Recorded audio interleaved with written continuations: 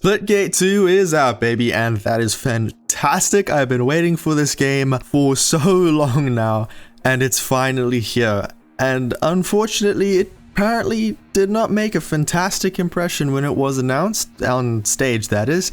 The CEO of 1047 Games apparently went up to announce the game and was wearing a Make FPS Great Again hat, which, you know, that sounds fantastic to me, and said he grew up with Halo and wants a Titanfall 3, then announced Battle Royale as a game mode out of absolutely nowhere.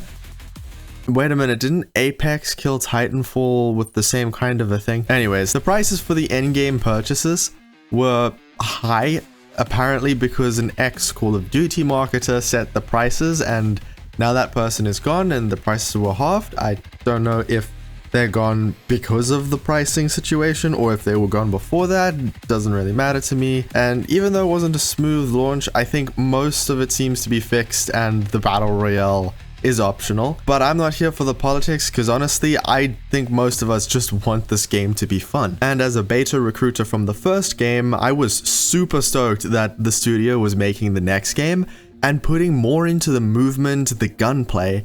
And now there's factions that alter the movement and the gunplay, and the portals are honestly just as weird as they were before. I did not use portals much in the first game at all, except to get across the map. And I will say I was a bit nervous when the Battle Royale was announced, because although I haven't played a ton of Battle Royale, I do know that it's what replaced the Titanfall franchise when Apex Legends launched, and I'm a bit miffed about that.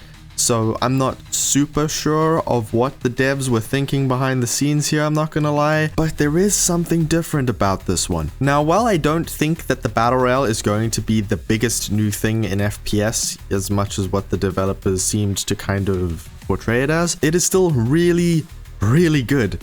And it does not feel anything like other Battle Royales that I've tried before. It takes the edge off of dying by having teammates respawn on you at the end of a timer as long as you're out of combat, and that's way better than just being dead or spectating for 10 minutes hoping that your team can get you to a respawn station. On top of that, when you respawn, you come back with the weapon in your loadout that you picked before the game starts, and that gives you an actual chance to defend yourself if your team is mid-battle when you respawn next to somebody. And the movement for this game has been improved so much over Splitgate 1 and is what makes the Battle Royale so much fun and one of my favorite game modes. The amount of slopes lets you gain speed while sliding, even without one of those jump pads that just boosts you so freaking far over the map.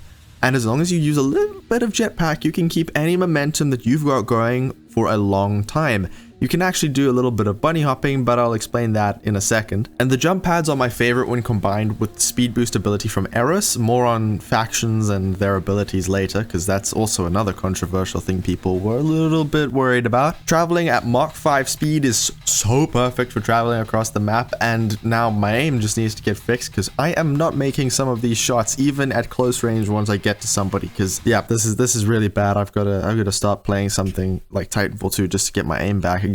One of the major additions to movement, I mean, not that there was much movement other than the portals in the first game anyways, is the addition of sliding. And if you like Titanfall 2 or sliding Champions in Quake, then you will love the sliding in Splitgate 2. The more speed you have, the more control you have, so you can travel around corners if you're going crazy fast.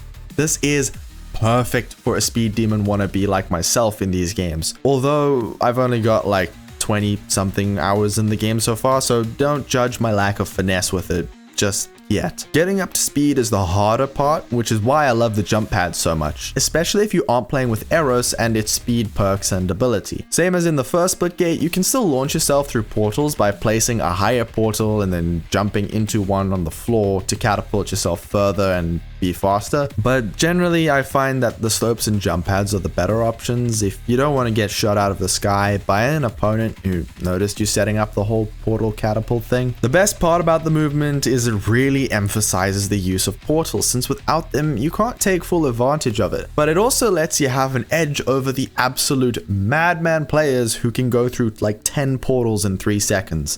You don't need to be fantastic at portal play, but it lets you combine the movement with basic portal play to really go crazy fast around the maps. The portal play also feels better to me this time around. I didn't use portals much in the first game except to travel across the map or to higher platforms.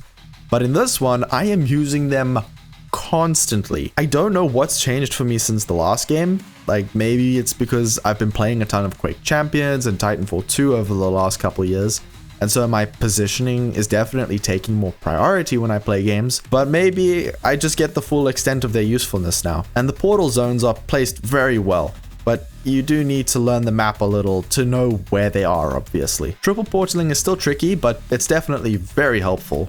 If you don't know what triple portaling is, simply put, it's a portaling technique from the first game where you place portal A, then B, go through A to come out at B, then change the location of the A portal. This lets you travel really fast and really efficiently and is kinda tricky, but it helps a ton with repositioning, dodging, quick pushes, all of that. You might see me doing that every now and again in this video. Although I still tend to keep trying to out-aim people most of the time, and it really doesn't always work out so great, so I'm trying to use the portals a bit more. The best thing about the portals this time around is that they are still just as useful, but there are other ways to play than triple portaling because of the factions. The 3 factions cater to completely different playstyles and types of traversal, and that means I only like 2 of them. The heavy defense guys of Sabrask, with them you get a big old wall ability that is super helpful, but also vulnerable to people portaling behind you, so it's not totally overpowered. A sticky grenade that you can throw onto points, and you are tanky and dish out some heavier, although it is a little slower damage. The shotgun and heavy pistol combo is my favorite right now, and I kinda main that pistol a little bit more than the shotgun, because damn, it does some crazy damage. The second faction, and the one I play whenever I can, is the speedy suicide run Eros faction. Everything in this faction seems to revolve around like either movement speed or getting your abilities back faster. Eros has a speed increase ability that absolutely launches you if you're using it with jump pads. And there are 2 equipable perks that I always use. One makes you a little faster when you get a kill, and one makes you slide further. Eros movement is especially fantastic for split ball. There have been times where I jumped out of launchpad portal, slid into a base, grabbed the ball in the middle of all the enemy players there, portal back through the jump pad to slide through to our base. And it's awesome every single time. The only other faction that's in the game I actively dislike the gameplay of, and that is Meridian. Which is a shame because the skins are sick. Meridian is too squishy for a player who is as aggressive as I am when playing. I'm not into the more careful and tactical playstyles in other games either. Give me speed or muscle, but intelligence? No, thank you. By that I mean tactical intelligence, obviously, not like brain intelligence. I still need that. I don't mean I don't have that either, I just...